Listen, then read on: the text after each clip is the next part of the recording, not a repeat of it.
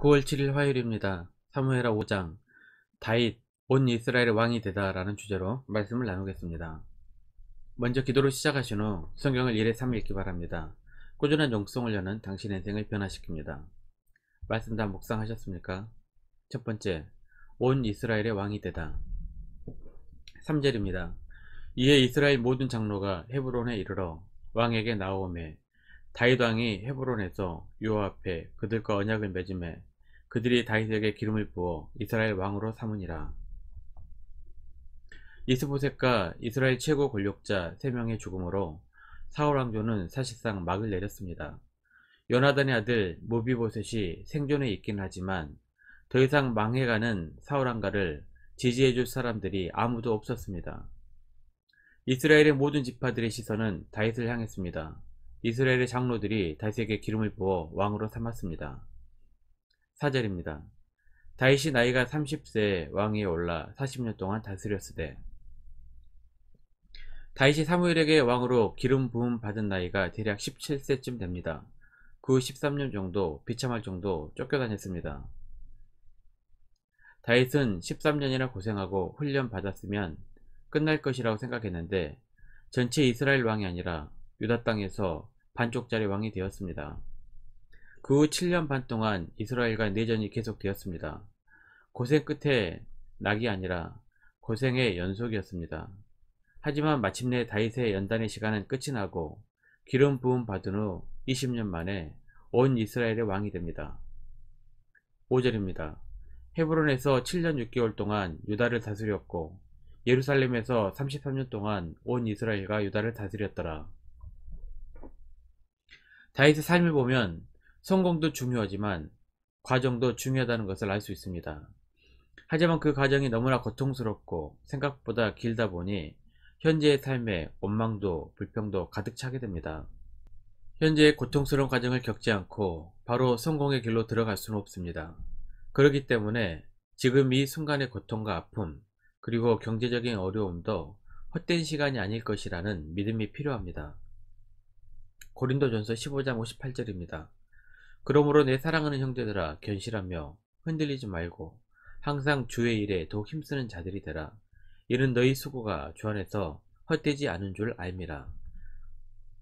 믿음의 사람은 삶의 고통스러운 순간도 하나님께서 인도하시는 과정이라고 믿고 받아들이는 편이 지혜롭습니다. 요셉도 애굽의 총리로 세워지기까지 노예생활부터 시작해서 감옥의 시간까지를 견뎠습니다. 모세도 미디안 광야에서 40년간 목자로 훈련을 받은 이후에 이스라엘의 지도자로 세움을 받게 됩니다. 다윗도 20년간의 고통스러운 과정을 거친 후 비로소 온 이스라엘의 왕이라 인정을 받게 됩니다. 때가 되니 다윗이 피 한 방울 묻히지 않고도 사울과 아브넬과 이스보셋은 자연스럽게 제거가 됩니다. 이것이 바로 하나님께서 일하시는 방식입니다. 두 번째, 다윗 왕의 두 가지 임무. 6절입니다. 왕과 그의 부하들이 예루살렘으로 가서 그 땅 주민 여부수 사람을 치려하며 그 사람들이 다윗에게 이르되 내가 결코 이리로 들어오지 못하리라. 맹인과 다리 저는 자라도 너를 물리치리라 하니 그들 생각에는 다윗이 이리로 들어오지 못하리라 함이나. 다윗이 온 이스라엘의 왕이 되어 처음으로 했던 임무는 예루살렘 성을 빼앗는 것이었습니다. 사실 예루살렘은 가나안 정복 시대 때 여호수아가 베냐민 지파에 분배했던 땅입니다. 여호수아 18장 18절입니다. 셀라와 엘렙과 여부스 곧 예루살렘과 기브앗과 기랴시니 14성읍이요 또 그 마을들이라. 이는 베냐민 자손이 그들의 가족대로 받은 기업이었더라. 이스라엘 백성들이 이미 수백 년 전 가나안 정복 시대 때 빼앗았어야 했던 것을 다윗이 비로소 해낸 것입니다. 사실 예루살렘 성은 언덕 위에 세워져 그 누구도 감히 빼앗을 수 없어 보이는 난공불락의 요새였습니다. 그래서 여부수 사람들이 맹인과 절름발이도 이스라엘을 물리칠 수 있다고 큰소리를 쳤던 것입니다. 하지만 다윗은 그 성을 매우 손쉽게 빼앗아 버립니다. 예루살렘 성으로 통하는 수로로 들어가 성을 함락한 것입니다. 하나님께서는 예루살렘 성을 빼앗은 다윗을 점점 더 강하게 만드십니다. 10절입니다. 만군의 하나님 여호와께서 함께 계시니 다윗이 점점 강성하여 가니라. 이스라엘과 전쟁 중이었던 7년 반 동안도 점점 강하여 갔는데 온 이스라엘 왕이 된 이후에도 계속해서 점점 강해져 갔습니다. 하나님께서 함께 하셨기 때문입니다. 우리도 두려워할 필요도 낙담할 필요도 없습니다. 하나님께서 함께 하시기 때문입니다. 이사야 41장 10절입니다. 두려워하지 말라. 내가 너와 함께함이라. 놀라지 말라. 나는 네 하나님이 됨이라. 내가 너를 굳세게 하리라. 참으로 너를 도와주리라. 참으로 나의 의로운 오른손으로 너를 붙들리라. 다윗의 두 번째 사명은 블레셋 민족과의 얽힌 과거를 해결하는 것이었습니다. 이것이 해결되어야 비로소 블레셋의 앞잡이라는 오명에서 벗어날 수 있습니다. 다윗이 유다 지파의 왕이 되기 전까지 사울왕을 피해 도망쳐 살았던 곳이 블레셋이었습니다. 블레셋에 숨어 1년 4개월 동안 블레셋 왕 아기스의 용병으로 살았습니다. 다윗이 유다 지파의 왕일 때는 블레셋에게 그렇게 큰 문제는 아니었습니다. 그런데 이스라엘 전체 왕이 되자 블레셋도 일종의 위기의식이 들었습니다. 17절입니다. 이스라엘이 다윗에게 기름을 부어 이스라엘 왕으로 삼았다 함을 블레셋 사람들이 듣고 블레셋 사람들이 다윗을 찾으러 다 올라오매 다윗이 듣고 요새로 나가니라.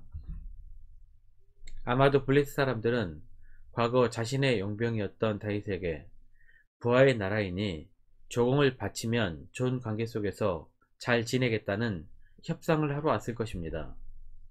하지만 다윗에게는 아주 큰 사건이었습니다. 블레셋의 앞잡이 망령에서 벗어날 수 있는 절호의 기회였습니다. 물론 블레셋의 전력이 막강하다는 것을 누구보다 잘 알았던 다윗도 망설였을 것입니다. 하지만 다윗은 블레셋을 극복해야만 했습니다. 지도자라면 두렵지만 넘어야 할 산이 있습니다. 몹시 무거운 것이지만 넘어야 할 것은 넘어야 하고 짊어져야 할 것은 짊어져야 합니다. 그것이 바로 책임감입니다. 모든 면에서 열세였던 다윗이 믿었던 것은 딱 한 가지입니다. 19절입니다. 다윗이 여호와께 여쭈어 이르되 내가 블레셋 사람에게로 올라가리이까 여호와께서 그들을 내 손에 넘기시겠나이까 하니 여호와께서 다윗에게 말씀하시되 올라가라. 내가 반드시 블레셋 사람을 내 손에 넘기리라 하신지라.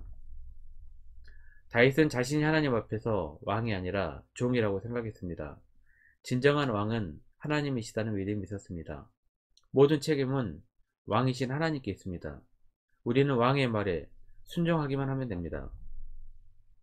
다윗은 우리에게 이러한 위대한 믿음을 보여주고 있습니다. 전쟁에서 승리해도 전쟁에서 져도 모든 것은 왕이 책임을 집니다. 하나님께 다 맡겨버리고 순종하기만 하면 되는 것입니다. 모든 것 하나님께 맡기면 책임은 하나님이 지시는 것입니다. 우리는 순종하고 충성하기만 하면 됩니다. 이기고 지는 것에 대한 책임감을 질 필요가 없습니다. 하나님께 맡겼다고 하면서도 순종도 하지 않고 충성도 하지 않는 것은 게으르고 악한 모습입니다. 다윗이 하나님 말씀에 순종하고 충성을 다해 블레셋과 싸웠더니 놀랍게도 블레셋을 이기게 됩니다.